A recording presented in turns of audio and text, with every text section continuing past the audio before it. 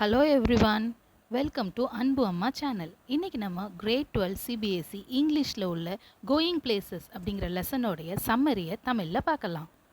இந்த லெசனோடைய main character protagonist யாருன்னு பார்த்தீங்கன்னா சோஃபி.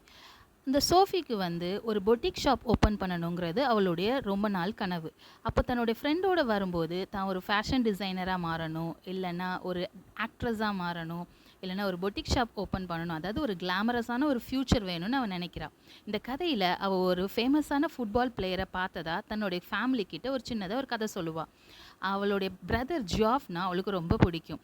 ஏன்னா அவனுடைய உலகம் ஒரு தனித்துவமான, யாருமே விசிட் பண்ணாத ஒரு உலகம்னு நினச்சா. அதனால அவனோட உலகத்தில் ஒரு பகுதியாக இருக்கணும்னு ஆசைப்பட்டா. இந்த லெசனுடைய செகண்ட் மோஸ்ட் இம்பார்ட்டன்ட் கேரக்டர் யாருன்னு பார்த்தீங்கன்னா சோஃபியோட அண்ணன் ஜியாஃப்.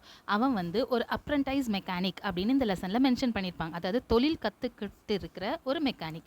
அவன் ஸ்கூல் முடித்து 3 வருஷம் ஆயிடுச்சு. வீட்டில் இருந்து தான் தன்னுடைய வேலைக்காக போகிறான். யாருக்கிட்டையும் அவ்வளவா அதிகமாக பேச மாட்டான். அவனுடைய உலகம் எப்போவுமே ஒரு டிஸ்டண்டான ஒரு உலகம், யாருமே அதுக்குள்ளே நுழைய முடியாது. ஒரு ரிசர்வ்டான டைப்பு. அவனுடைய லைஃப் ரொம்ப ப்ரைவசியாக மெயின்டைன் பண்ணிகிட்டு இருக்கிறான். ஓகே, இப்போ இந்த லெசனுடைய சம்மரியை பார்க்கலாம். சோஃபியும் ஜான்சியும் ஸ்கூல்லேருந்து வீட்டுக்கு திரும்பி வந்துட்டுருக்காங்க. அப்போ சோஃபி தன்னுடைய கனவான பொட்டிக் ஷாப் ஓப்பன் பண்ணுறதை பற்றி ஜான்சி கிட்ட சொல்கிறா.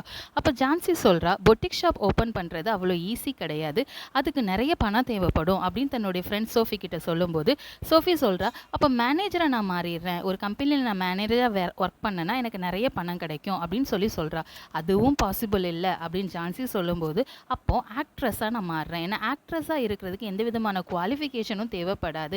அட் த சேம் டைம் அந்த ஆக்ட்ரஸாக இருக்கும்போது நான் ஃபுல் டைமாக ஒர்க் பண்ண வேண்டிய அவசியம் இல்லை. ஸோ பொட்டிக் ஷாப்பை நான் சைடில் நான் ரன் பண்ணிக்கலாம், ஆக்ட்ரஸாகவும் நான் ஒர்க் பண்ணுவேன். இது ஒரு பியூட்டிஃபுல்லான ஒரு பேக்கப் பிளான் அப்படிங்கிறத எக்ஸ்பிளைன் பண்ணுவாள். ஸோ சோஃபியோட இந்த பொட்டிக் ஷாப் ஓப்பன் பண்ணணும் அப்படிங்கிற கனவு அவளுக்கு எப்படி வந்துச்சுன்னா, மேரி குவெண்ட் அப்படிங்கிற ஐகானிக் ஃபேஷன் டிசைனர். அவங்க மினி ஸ்கர்ட்டை வேர்ல்டுக்கு இன்ட்ரடியூஸ் பண்ணவங்க. ஸோ அவங்கள மாதிரி நான் மாறுவேன் அப்படின்னு சொல்லி சோஃபி ஜான்சி கிட்ட தன்னுடைய ட்ரீமை பற்றி வீட்டுக்கு திரும்பி வரும்போது எக்ஸ்பிளைன் பண்ணிக்கிட்டு வராங்க. சோஃபி சொன்னதை கேட்ட ஜான்சி சோஃபி மேலே பரிதாபப்படுறாங்க.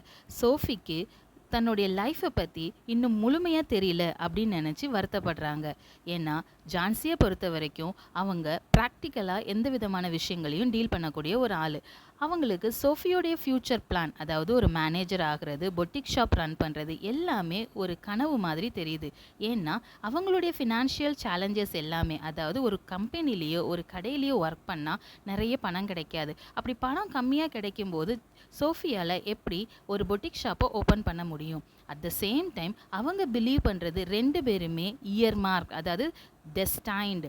அவங்க தலையில் எழுதியிருக்கிறது என்னமோ ஒரு கம்பெனியில் போய் வேலை பார்க்குறதுக்கு தான். அப்படி கம்பெனியில் வேலை பார்க்கும்போது எவ்வளோ பணம் கிடச்சிட போகுது? எப்படி தன்னுடைய ஃப்ரெண்டு சோஃபியால் ஒரு பொட்டிக் ஷாப்பை ரன் பண்ண முடியும்? அதனால் சோஃபியை கொஞ்சம் ரியலிஸ்டிக்காக திங்க் பண்ணு, கொஞ்சம் ப்ராக்டிக்கலாக திங்க் பண்ணுன்னு அட்வைஸ் பண்ணுவாங்க. ஆனால் ஜான்சியோட அட்வைஸ் எதுவுமே சோஃபியோட காதில் விழாது. சோஃபி எப்போவுமே தன்னுடைய ட்ரீம் லேண்ட்லேயே வாழ்ந்துட்டுருப்பாங்க. சோஃபியும் ஜான்சியும் இப்போ சோஃபியோட வீடு பக்கத்தில் வந்துடுவாங்க. சோஃபி ரொம்ப ஹாப்பியாக தன்னுடைய ஃப்ரெண்ட் ஜான்சி கிட்ட பாய் சொல்லிட்டு வீட்டுக்குள்ளே போகிறாங்க. வீட்டுக்குள்ளே சோஃபியோட அப்பா, சோஃபியோட சின்ன தம்பி டெரெக், சோஃபியோட அம்மா இருக்காங்க. ஈவினிங் டைம்ங்கிறதுனால வெளியில் கொஞ்சம் கொஞ்சமாக இருட்டிக்கிட்டு வருது. சோஃபியோட வீட்டுக்குள்ளே போகும்போது சோஃபி ரொம்ப சந்தோஷமாக ஒரு பாட்டு பாடிக்கிட்டே வராங்க. எனக்கு மட்டும் நிறைய பணம் கிடச்சிச்சுன்னா நான் ஒரு பெரிய பொட்டிக்கை ஓப்பன் பண்ணுவேன், ரொம்ப சந்தோஷமாக உள்ளே வருவாங்க. அப்படி உள்ளே வரும்போது அவங்க அப்பா சொல்லுவாங்க, உனக்கு நிறைய பணம் கிடச்சிச்சுன்னா ஒரு நல்ல அழகான வீடு வாங்குமா அப்படின்னு சொல்லி அட்வைஸ் பண்ணிவிட்டு ஷெப்பர்ட்ஸ் பை அப்படிங்கிற ஒரு சாப்பாடை சாப்பிட்டுட்டு இருப்பார். அவர் ஒரு ஒர்க்கர் இன் த சென்ஸ் ஒரு டெய்லி வேஜஸ்க்காக ஒர்க் பண்ணிகிட்டு இருக்கிற ஒரு பர்சன், லேபரர் மாதிரி. அதனால் ரொம்ப ஹார்ட் ஒர்க்கிங் பர்சனுங்கிறதுனால அவரோட ஃபேஸ்லேருந்து நிறைய ஸ்வெட்டு வெளியில் வந்துட்டுருக்கு. வேலைக்கு போயிட்டு தன்னை ஃப்ரெஷ்அப் கூட பண்ணாமல் அவர் சாப்பிட்டுட்ருக்காரு. அப்போ எப்போவுமே வீட்டில் சின்ன பசங்க எல்லாமே அக்காவை போட்டு கொடுக்குறது ஒரு பழக்கம் தானே. அப்போ அவளுடைய தம்பி டெரெக் என்ன சொல்கிறான் அப்படின்னா, அப்பா இங்கே பாருங்கள், சோஃபி இந்த மாதிரி சும்மா சும்மா கனவு கண்டுட்ருக்கா, என்னமோ அவளுக்கு பணம் மரத்தில் காய்க்குதுப்பா அப்படின்னு சொல்லி டெரெக் வந்து அவங்க அப்பா கிட்ட சோஃபியை போட்டு கொடுப்பா. இவங்க 2 பேரும் இப்படி பண்ணிட்டு இருக்கையில அவங்க அம்மாவை பார்த்தீங்க அப்படின்னா பாவம் அங்கே இருக்கிற கிச்சனோட சிங்கில் பாத்திரத்தை கழுவிட்டு இருப்பாங்க. அப்போ அவங்க அம்மாவோடைய ட்ரெஸ்ஸில் இருக்கிற அந்த டெலிகேட்டான பவுக்கும் அவங்களுடைய வான் அவுட் அப்பியரன்ஸ்க்கும் எந்த விதமான சம்பந்தமும் இல்லாத மாதிரி இருக்கும். சோஃபி தன்னுடைய வீடை இப்போ சுற்றி பார்க்குறா. இப்போ தான் அவர் ப்ராக்டிக்கலாக பார்க்குறா. அதாவது ரியலிஸ்டிக்கான தன்னுடைய குடும்ப நிலைமை அவளுக்கு தெரிய வருது. அவங்க ரூம் வந்து பயங்கரமாக அழுக்காக இருக்குது, ஸ்மோக்கியாக இருக்குது, இருட்டாக இருக்குது. அவங்க அப்பாவோட மூச்சு காற்று ஃபுல்லாக இந்த வென்டிலேஷன் ப்ராப்பராக இல்லாமல் ரொம்ப அவளுக்கு சஃபகேட் ஆகிற மாதிரி ஃபீல் பண்ணுறா. உடனே சோஃபி இந்த இடத்துலேருந்து வெளியில் போகணும், இந்த இடம் இந்த சென்ஸ் இந்த லிவிங் ரூம்லேருந்து எஸ்கேப் ஆகணும்னு ஆசைப்படுறா. அப்போ எஸ்கேப் ஆகணுங்கும்போது அவளுக்கு ரொம்ப பிடிச்சது யாருன்னா அவளுடைய அண்ணன். சோஃபி இப்போ அவங்க அண்ணன் ரூமுக்குள்ளே போகிறா. அண்ணன் வந்து ஒரு அப்ரண்டைஸ் மெக்கானிக்குங்கிறதுனால ரூமில் ஒரு மிஷின் பார்ட்ஸை ரிப்பேர் பண்ணிகிட்டு இருப்பார். சோஃபி உள்ளே போய் அண்ணனுடைய ரூமை நல்லா பார்த்துட்டு அண்ணனுடைய இண்டிவிஜுவாலிட்டி, அண்ணனுடைய லோன்லினஸை அட்மையர் பண்ண ஆரம்பிப்பா. அப்போ சோஃபி வந்து நினைப்பா, அண்ணன் சொல்லாமல் நிறைய விஷயங்களை சீக்ரெட்டாக வச்சுருக்கான். அப்படி அவன் சீக்ரெட்டாக வச்சுருக்கிறதுனாலேயே அந்த விஷயங்கள் மேலே சோஃபியோட அட்டென்ஷன் ரொம்ப போகுது அப்படின்னு அவளுக்கு தோணும். அண்ணன் கூட இன்னும் நல்ல மர்ஜ் ஆகணும், மிங்கிள் ஆகணும் அப்படின்னு சொல்லி ஆசைப்பட்டு சோஃபி அண்ணனுக்கு ரொம்ப பிடிச்ச ஒரு ஹீரோவான ஒரு ஃபுட்பால் பிளேயரை பற்றி பேச ஆரம்பிக்கிறாள். ஏன்னா அண்ணனோட அட்டென்ஷனை அவள் கிராப் பண்ணணும். அப்போ அண்ணன் கிட்ட சொல்லுவா, அவருடைய ஃபேவரட்டான ரொம்ப ஃபேமஸான ஃபுட்பால் பிளேயரான நம்ம டேனி கேசியை நான் ராய்ஸ் விண்டோ ஷாப்பிங் பண்ணிட்டு இருக்கும்போது பார்த்தேன் அப்படின்னு சொல்லி ஒரு கதை சொல்லுவா. முதல்ல அண்ணன் நம்ப மாட்டார். ஆனால் சோஃபி தன்னுடைய பொய்யை இன்னும் ரொம்ப ஸ்ட்ராங்காக இன்சிஸ்ட் பண்ணுற மாதிரி அவருடைய அப்பியரன்ஸை டிஸ்கிரைப் பண்ணுவா. இருந்தாலும் ஜாஃப் வந்து அவளுடைய ஸ்டோரியை நம்ப மாட்டார். டேரெக்டாக போய் தன்னுடைய அப்பா கிட்ட சொல்லிடுவார். அப்போ அப்பாவும் அந்த கதையை கேட்டு நம்பாமல் பொய் சொல்லாத அப்படின்னு சொல்லி அவளை வார்ன் பண்ணுவாங்க. அப்போ எல்லாரும் நம்பணுங்கிறதுக்காக என்ன சொல்லுவா அப்படின்னா, இந்த மாதிரி டேனி கேசி ஒரு ஷாப்பை ஓப்பன் பண்ண போகிறாரு, இந்த நியூஸ் உங்கள் யாருக்காவது தெரியுமா அப்படின்னு சொல்லி சோஃபி இன்னொரு கதையை சொல்லுவா. ஸோ அப்பா சொல்லுவார், இதுவும் உன்னுடைய கட்டுக்கதையில் ஒன்று தானே, இந்த மாதிரி இப்படி பொய் சொல்லிக்கிட்டே இருந்தால் ஒரு நாள் அது உனக்கே பிரச்சனையாக முடியும்னு சொல்லி அப்பா அவளை வார்ன் பண்ணுவார். இப்போ சோஃபிக்கு அண்ணன் மேலே கொஞ்சம் கோவம். நான் ஒரு கதை ஒரு விஷயத்தை நான் அண்ணன்கிட்ட வந்து சொன்னால் அது அண்ணனுடைய ஸ்டஃப், எதுக்காக அண்ணன் போய் அதை அப்பா கிட்ட சொல்லணும், நான் அண்ணனுக்காக தானே இதை பண்ணினேன் அப்படின்னு சொல்லி தனக்கு தானே ஃபீல் பண்ணிப்பா. சோஃபி மறுபடியும் ஜாஃபோட ரூமுக்கு போவா. அங்கே ஜாஃபோட ரூமை டிஸ்கிரைப் பண்ணியிருப்பாங்க நம்மளுடைய டெக்ஸ்டில். ஆம்பர் கலர், அதாவது ஒரு மாதிரி எல்லோயிஷ் கலரில் க்ளோ இருக்கும். அது மட்டும் இல்லாமல் டேனி கேசியோடைய டீமான யுனைட்டடோட ஃபோட்டோஸ் இருக்கும். நிறைய ஃபோட்டோ டேனி கேசியோடதை பேஸ்ட் பண்ணி வச்சுருப்பான் அண்ணன். அப்போ சோஃபி வந்து அண்ணன் கிட்ட திருப்பியும் தான் பார்த்ததை உண்மைன்னு சொல்லுவாள். தான் இந்த மாதிரி டேனி கேசியை பார்த்தேன், டேனி கேசியோட அப்பியரன்ஸை திருப்பி எக்ஸ்பிளைன் பண்ணுவான். டேனி கேசி ரொம்ப லோன்லியாக ஃபீல் பண்ணுறாரு. அட் த சேம் டைம் நான் வந்து அவர்கிட்ட ஆட்டோகிராஃப் கேட்டேன் நம்மளுடைய தம்பி டெரெக்குக்காக. ஆனால் ஆட்டோகிராஃப் போடுறதுக்கு 2 பேர்கிட்டையும் பென் இல்லை. அப்போ வந்து டேனி என்கிட்ட கேட்டார், இந்த மாதிரி நெக்ஸ்ட் நீங்கள் என்னை மீட் பண்ணிங்கன்னா நான் உங்களுக்கு ஆட்டோகிராஃப் போட்டு தரேன் அப்படின்னு என்கிட்ட சொன்னார். ஸோ நாங்கள் 2 பேரும் ஒரு பிளைண்டாக ஒரு டேட் ஃபிக்ஸ் பண்ணியிருக்கோம் அப்படின்னு சொல்லி ஜாஃப் கிட்ட சொல்லுவாள். அப்போ ஜாஃப் சொல்லுவான், இதெல்லாம் யாராவது நம்புற மாதிரியா இருக்கு அப்படின்னு கேட்கும்போது, நம்பு, நான் இதை உண்மைதான் சொல்றேன்னு சொல்லி சோஃபி அண்ணன் கிட்ட சொல்லுவா. At the same time Sophie வந்து ஜாஃப் கிட்ட ப்ராமிஸ் பண்ண சொல்லுவா, இந்த கதையை நான் இப்போ உங்ககிட்ட சொன்ன விஷயத்த நீ இதை யார்கிட்டையும் நீ சொல்லக்கூடாது, ஏன்னா இது ஒரு சீக்ரெட், உனக்கு மட்டுமே நான் சொன்ன ஒரு சீக்ரெட், ஏன்னா டேனி கேசி எல்லாரும் வந்து பார்க்குறத விரும்ப மாட்டாரு அப்படின்னு சொல்லுவான். ஜாஃப் அதை நம்பினானோ நம்பலையோ, ஆனால் சோஃபிக்காக அந்த ரெக்வஸ்ட்டை அக்செப்ட் பண்ணிப்பார். அந்த உண்மையை, அதாவது டேனியை சோஃபி பார்த்தாங்கிறத யார்கிட்டையும் நான் சொல்ல மாட்டேன்னு சொல்லி ப்ராமிஸ் பண்ணுவாள். சோஃபிக்கு இப்போ ரொம்ப சந்தோஷமாயிரும், ஏன்னா அண்ணன் ப்ராமிஸ் பண்ணிட்டான். ஸோ ஆப்வியஸ்லி அண்ணன் தான் சொன்னதை நம்பிட்டான்னு சொல்லி ரொம்ப ஹாப்பியாக ஃபீல் பண்ணுவாள். சோஃபியும் அவளுடைய ஃபேமிலியும் யுனைடெட் டீம் விளையாடுற ஃபுட்பால் மேட்ச் பார்க்குறதுக்கு போயிருப்பாங்க. ஸோ சோஃபி, அவளுடைய அப்பா, சோஃபியோட அண்ணன், சோஃபியோட தம்பி, இவங்க 4 பேரும் போயிருப்பாங்க. சோஃபியோட அம்மா வந்திருக்க மாட்டாங்க. சோஃபியோட அம்மா வீட்டில் இருப்பாங்க. ஸோ யுனைடெட் டீமுக்காக டேனி கேசி விளையாண்டுட்டுருக்காரு அந்த மேட்ச்சில். அந்த மேட்ச்சில் டேனிக்கு சப்போர்ட் பண்ணுற மாதிரி அவருடைய அப்பா சியர் பண்ணிகிட்டு இருப்பார். யார்? நம்ம சோஃபியோட அப்பா சியர் பண்ணிகிட்டு இருப்பார். ஜாஃபும் அவங்களுடைய ஃப்ரெண்ட்ஸும் நம்மளுடைய டேனி கேசியை சியர் பண்ணிகிட்டு இருப்பாங்க. ஃபைனலாக யுனைடெட் டீம் வந்து வின் ஆகும். இந்த வின் ஆகிறதுக்கு காரணமாக இருந்த 2 கோலுமே டேனி கேசி தான் கொடுத்துருப்பாங்க. ஸோ அதனாலேயே ஜாஃபோடைய சந்தோஷத்துக்கு அளவே இல்லை. ஏன்னா ஜாஃபோட ஹீரோவே யாருன்னா Danny KC.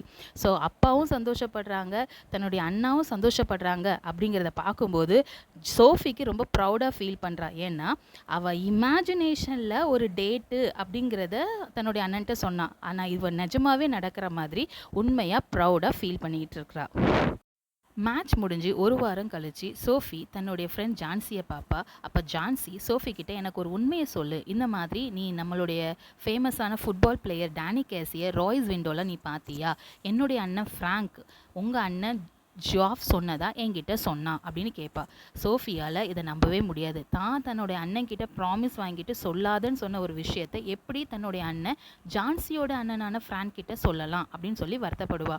At the same time அவளுக்கு இன்னொரு வருத்தம் என்னென்னா, ஜான்சியை நம்பவே முடியாது. ஏன்னா Jhansi is known for gossiping. நிறைய காசிப் பண்ணக்கூடிய ஒரு ஆள் தான் ஜான்சி.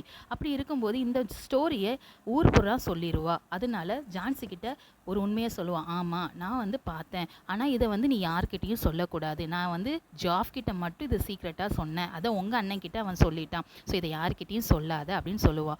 அப்போ ஜான்சி சொல்லுவா, நான் இதை யார்கிட்டையும் சொல்ல மாட்டேன், ஆனால் நீ இந்த விஷயத்தை நீ சொன்ன அப்படின்னா உனக்கு தானே பெருமை அப்படின்னு சொல்லி ஜான்சி கேட்பா.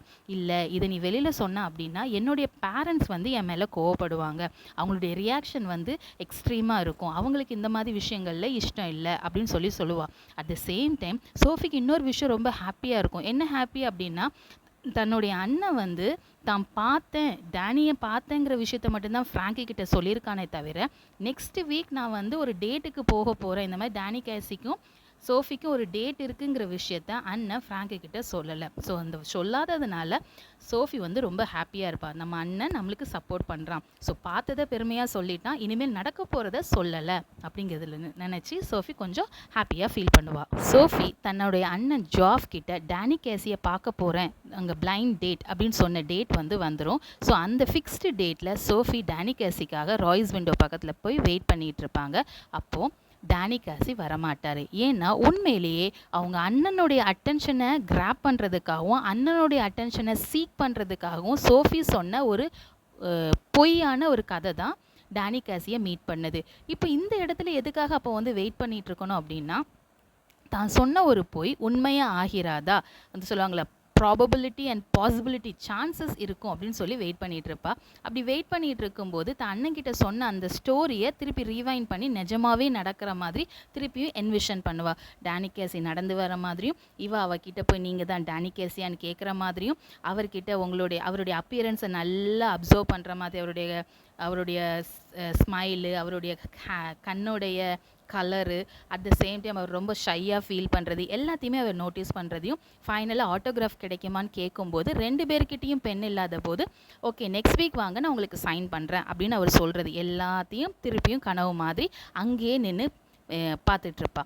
கொஞ்ச நேரம் கழிச்சு தான் ரியாலிட்டிக்கு அவள் வருவாள். ஸோ நம்ம பார்த்தது எல்லாமே, நம்ம நினச்சது எல்லாமே கனவு, நம்ம அண்ணனுடைய அட்டென்ஷனுக்காக நம்ம ஒன்று சொன்ன ஒரு பொய், இப்போ வரைக்கும் அது பொய் தான். ஸோ எப்படி தன்னுடைய ஃபேமிலியை போய் ஃபேஸ் பண்ணுறது அப்படின்னு தெரியாமல் சோஃபி ரொம்ப தடுமாறி அந்த இடத்துல நின்றுட்டுருப்பாங்க. இதோட இந்த லெசன் முடியும். ஸோ இந்த லெசனோட மெயின் தீம் என்னென்னா, day dreaming and hero worshipping. சொல்லுவாங்களா, fantasising, reality versus unrealistic dream. ப்ராக்டிக்கலாக திங்க் பண்ணாமல் அன்ரியலிஸ்டிக்காக திங்க் பண்ணும்போது லைஃப்பில் எந்த மாதிரி ப்ராப்ளம்ஸ்லாம் நம்ம ஃபேஸ் பண்ண வேண்டியது இருக்கும் அப்படிங்கிறத இந்த லெசனில் சொல்லும். அதே மாதிரி சோஃபியை மாதிரி இம்பார்ட்டண்டான கேரக்டர் யாருன்னா ஜான்சி. சோஃபி அன்ரியலிஸ்டிக்கான பர்சன், ஆனால் ஜான்சி ரியலிஸ்டிக்கான பர்சன். ஸோ கீப் வாட்சிங் அம்மா அகாடமி ஃபார் மோர் வீடியோஸ். உங்களுக்கு பிடிச்சிருந்துச்சுன்னா கமெண்ட் பண்ணுங்கள், சப்ஸ்கிரைப் பண்ணுங்கள். தேங்க்யூ.